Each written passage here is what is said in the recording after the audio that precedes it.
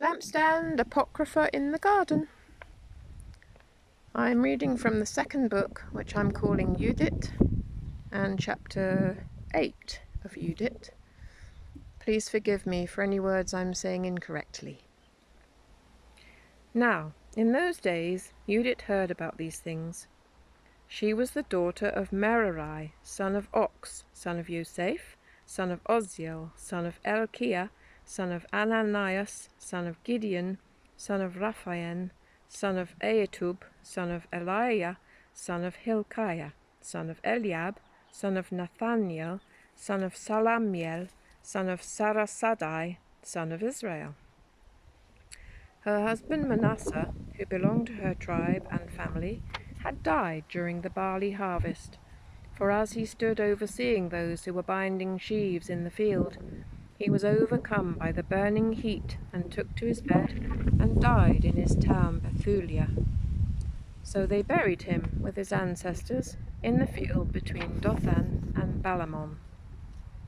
Judith remained as a widow for 3 years and 4 months at home, where she set up a tent for herself on the roof of her house. She put sackcloth around her waist and dressed in widow's clothing.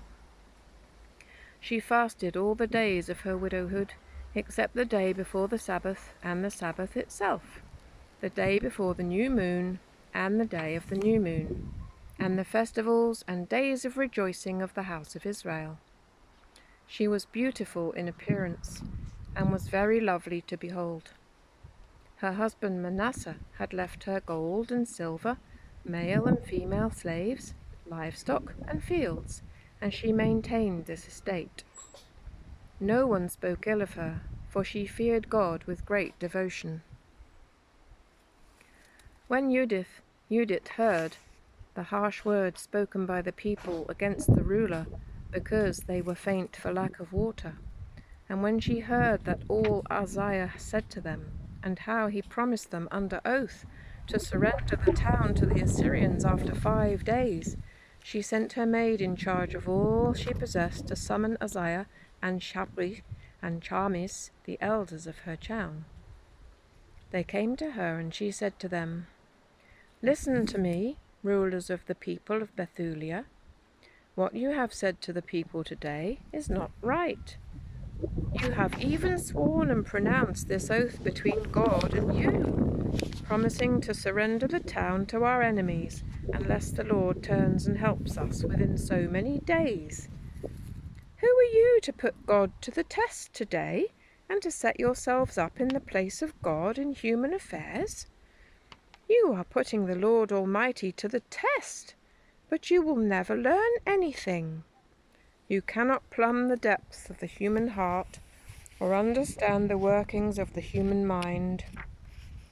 How do you expect to search out God, who made all these things, and find out his mind or comprehend his thought? No, my brothers, do not anger the Lord our God, for if he does not choose to help us within these 5 days, he has power to protect us within any time he pleases, or even to destroy us in the presence of our enemies. Do not try to bind the purposes of the Lord our God, for God is not like a human being to be threatened, or like a mere mortal to be won over by pleading. Therefore, while we wait for his deliverance, let us call upon him to help us, and he will hear our voice, if it pleases him. For never in our generation, nor in these present days, has there been any tribe or family or people or town of ours that worships gods made with hands, as was done in days gone by. That was why our ancestors were handed over to the sword and to pillage, and so they suffered a great catastrophe before our enemies. But we know no other God but him, so we hope that he will not disdain us or any of our people. For if we are captured, all Judea will fall, and our sanctuary will be plundered, and he will make us pay for its desecration with our blood. The slaughter of our kindred and the captivity of the land and the desolation of our inheritance, all this he will bring on our heads among the nations, wherever we serve as slaves, and we shall be an offence and a disgrace in the eyes of those who acquire us. For our slavery will not bring us into favour, but the Lord our God will turn it to dishonour. Therefore, my brothers, let us set an example for our kindred, for their lives depend upon us, and the sanctuary, both the temple and the altar, rests upon us. In spite of everything, let us give thanks to the Lord our God, who is putting us to the test as he did our ancestors. Remember what he did with Abraham, and how he tested Isaac, and what happened to Jacob in Syrian Mesopotamia, while he was tending the sheep of Laban, his mother's brother. For he has not tried us with fire, as he did them, to search their hearts, nor has he taken vengeance on us. But the Lord scourges those who are close to him, in order to admonish them. Then Uzziah said to her, "All that you have said was spoken out of a true heart, and there is no one who can deny your words. Today is not the first time your wisdom has been shown, but from the beginning of your life all the people have recognized your understanding, for your heart's disposition is right. But the people were so thirsty that they compelled us to do for them what we have promised, and made us take an oath that we cannot break.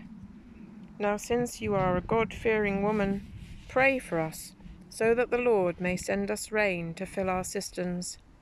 Then we will no longer feel faint from thirst." Then Judith said to them, "Listen to me. I am about to do something that will go down through all generations of our people. Stand at the town gate tonight, so that I may go out with my maid, and within the days after which you have promised to surrender the town to our enemies, the Lord will deliver Israel by my hand.